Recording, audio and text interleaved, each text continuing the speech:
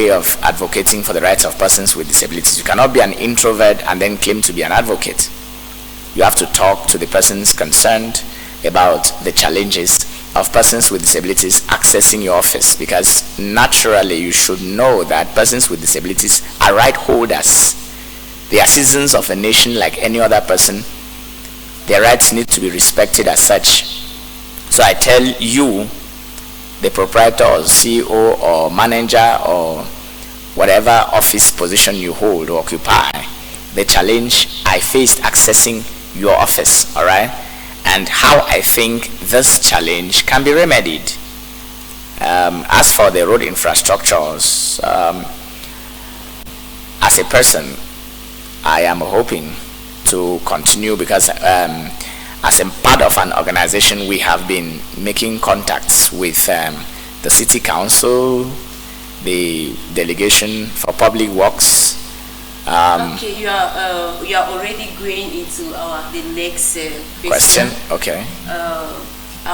The next question was for you to identify some of these institutions. You know, disability is not only about the public institution, even in our homes. Of course. We need to make it inclusive in terms of infrastructure. Yes. Because we don't know when or where an incident can occur or an accident.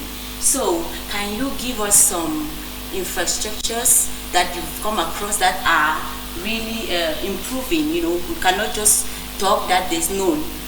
Yes. In terms of,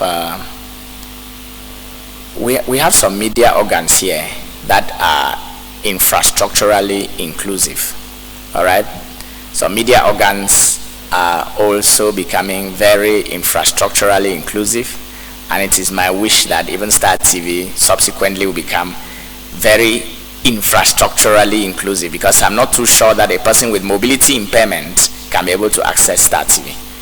So we are hopeful that even our advocacy starts here. Star TV will be infrastructurally inclusive, and let me seize this opportunity for even let me seize this opportunity to appreciate the management of Star TV for giving us this airspace to sensitize the public on disability inclusion. So we believe that sensitization needs to go along with with some follow-up, you know, to ensure that inclusion becomes a reality. One of our major partners, we have the CBC Health Services. It's somewhat inclusive, especially with regards to access to the Director of Health Services office. We have staircases, but we also have a lift that can take care of persons with mobility impairment, and even those with visual impairment. We equally have a few institutions, I'm talking of academic institutions, that are slowly but surely embracing inclusion as a result of the existence of an association for students with disabilities in the University of Bamenda. Slowly but surely that institution is evolving in terms of inclusion. All right, it is evolving in terms of inclusion. It is not yet 50% inclusive, but at least as compared to when the institution was founded in 2010, I believe there is some level of improvement insofar as access to inclusion is concerned. And so those are a few institutions I can cite here that are already embracing inclusion, even though at an evolutionary rather than at a revolutionary state. Okay, thank you very much, Prince Sa Edwin. He's a musician, and also he's multi-talented. Despite his visual impairment, he can still cope. They say disability is not certainly not inability. Sure. Mr. Sa Edwin, Prince Sa Edwin, when we talk about disability inclusion in terms of structural inclusion, do we limit it just at the level of buildings or roads? disability, because I was like, infrastructural inclusion is also very broad a term.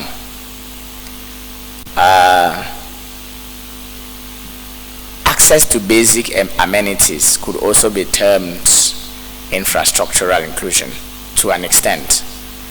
For instance, with the advent of the COVID-19 pandemic, at the wash hand stations in our offices, in the main markets, or in the various markets accessible to persons with disabilities. At times, those with wheelchairs cannot access them. Those with visual impairment cannot access them. So you realize that that is in itself a barrier. For instance, you get to the main market and you hear a technological device, whether a gramophone or a no service. Can't wash your hand for here, can't wash your hand for here, and the visually impaired is like here and outside. Here and outside. You understand that? So that's just to tell you that inclusion is still very, very slow. It's at a lethargic pace here in Bamenda, but at least as compared to some other regions, Bamenda is evolving into an inclusive El Dorado. That I am sure, but my only wish is that it should speed up. Outside water, I have often said that even in constructing an office, in constructing a house, things that are easily usable should be made accessible. For instance, the door handles. Is somebody on wheelchair able to access the door handles? Is it such that I can be able to touch even on a wheelchair, or do I need to have somebody open it up for me? I don't know if you know what I'm talking about. You have to also find out if the switch, the electricity switch, is such that I can turn on and off even as a wheelchair user. I always tell people that inclusion is a matter of national solidarity. It's not a matter of the Ministry of Social Affairs, or it's not some one-man affair. Because you may construct a very, very, very beautiful skyscraper and you use it for a time, but imagine yourself as an aged person, unable to walk, and then you are on wheelchair. What becomes of you at that time and that beautiful skyscraper you did erect? Okay, you become a prisoner in your own home. Probably you are making use of the boys' quarters. So when constructing any edifice, especially if it's a public edifice, create an allowance for when you are old, as well as when you are a person with disability. Also have it in mind that beneficiaries of your services, or even people to render these services, could be persons with disabilities. I'm a journalist and could one day work for Star TV. Imagine also that I was a person with mobility impairment. What becomes of me having access to this place? You realize that it's a whole challenge. So when making decisions, let's reason out the effects of that decision. Okay. I want to thank you so much for your great contributions. We need to grab these things not only by words, and we should put them into practice. Sure. You know that most people used to say, as he's talking, we don't have the finance, we don't have the money. Mm-hmm. But we say in our own little way, we can still do something. Okay. Now, finance, you raised a pertinent problem. There are people who think inclusion is costly, infrastructural inclusion is costly. But I will tell you that infrastructural exclusion is even more costly. The fact that I'm a person with disability, okay, doesn't necessarily mean that I am poor. Now, if I cannot have access to the services you are rendering, you've also lost a potential client who could be very resourceful in giving you the financial capabilities you need to forge on. All right? If this is a public edifice, you have to ensure that it is inclusive. That way, it is also beneficial. Not every person with disability is certainly poor. So, by excluding them, you lose great or perhaps essential clients that should have boosted your turnovers. So, insofar as I understand with people who think things are tough, economically, I would also want to think that disability awareness should become a matter in the subconscious mind. Because imagine you who constructed that same building unable to access that building tomorrow because you are a person with disability. What has that money you economized served you for? Like, how has it served the purpose? You understand? It's true, it's costly. But imagine none of us persons with disabilities bought our disabilities. Even if it were to be given to us for free, I'm not sure any of us will settle for any form of disability. So it is just but normal that I and Sir Edwin cannot wish any person any form of disability or the other. But today it is me, tomorrow it could be you. Life is so unfair. We are not the ones who determine the course of life. So what if you acquire this disability tomorrow and you are unable to access your own edifice due to your own making? Simply because you thought, well, it was not necessary since I did not have the financial strength to make my edifice inclusive and I'm not a person with disability, it should be a foregone alternative. Now, when you become a person with disability, how do you rectify that? Perhaps you have even lost your source of income. At that moment, how do you rectify that? So, finances to me should not be the first consideration. All right? Finances should not be the first consideration. The Bible says, those who sow in tears shall sing when they reap. So sowing is always very difficult, but reaping, very enjoyable. I guess I made myself clear, especially to our televiewers. Okay, thank you. This great mind, we need to really grab a lot from Prince Edwin. Sir Edwin is really resourceful and a great opportunity for us to get a lot of things from him. So far, we'll give a break, and from here we'll be coming back again. See you.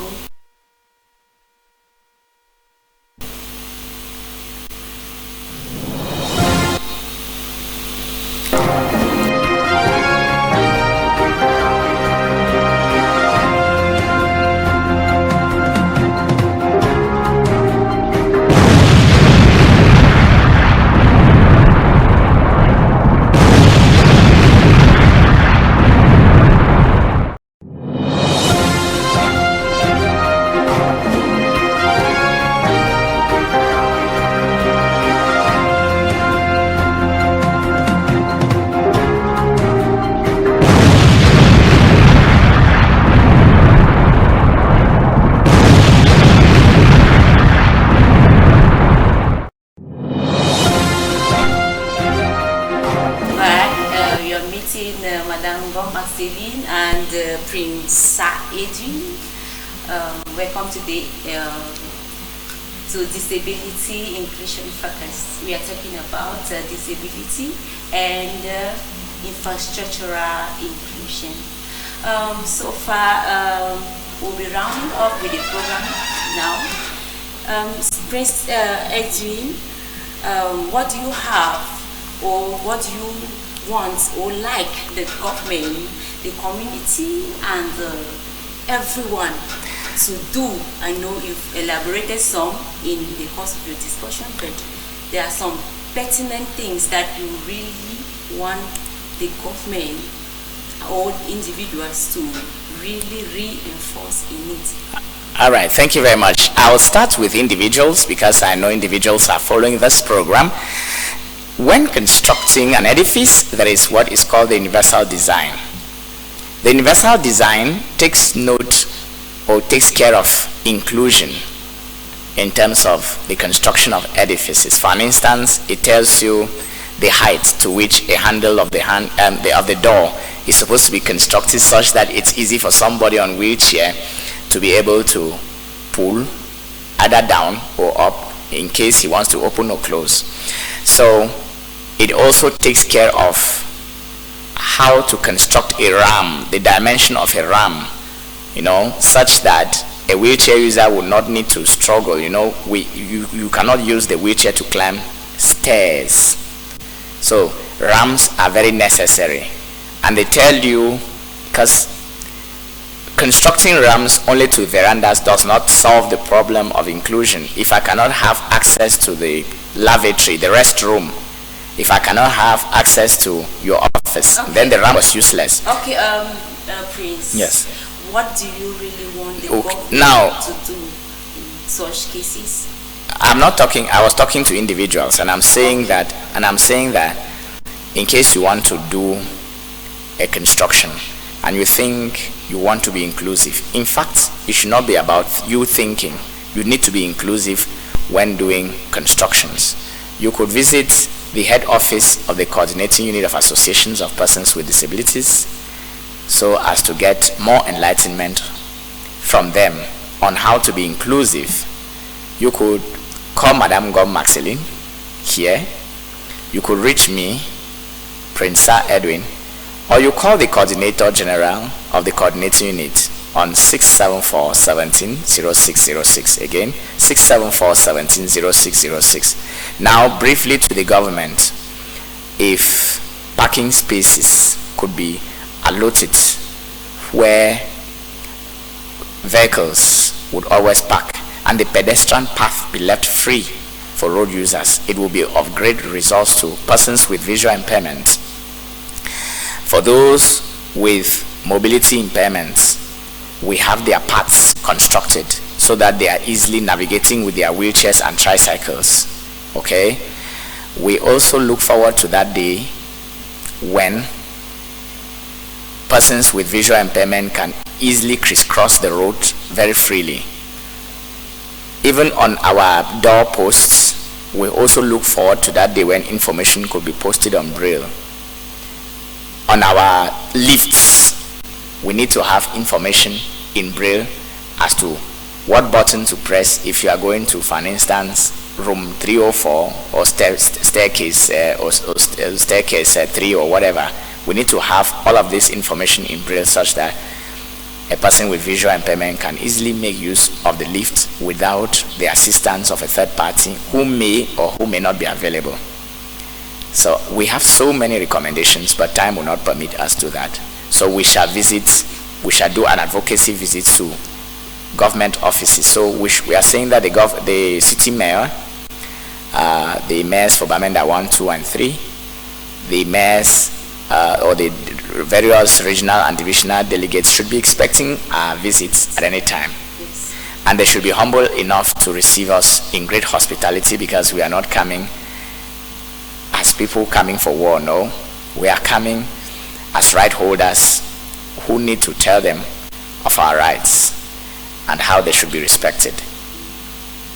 Thank you, Prince A.G. Thank you for coming. There's a saying that to be physically fit is not a permanent issue, it's temporal. So at any moment you can have a disability. So we should try our best to include persons living with disability in our infrastructural designing. We'll be leaving you now and to come for the next program next time, same day. And Madam Gom Maxeline, you've been a great host. I enjoyed you as a host. Thank you. Very pulchritudinous host. Thank you so much. Yes. Want to thank the manager. Want to thank everybody out there, and thank you for watching. Stay tuned. Same program. Bye.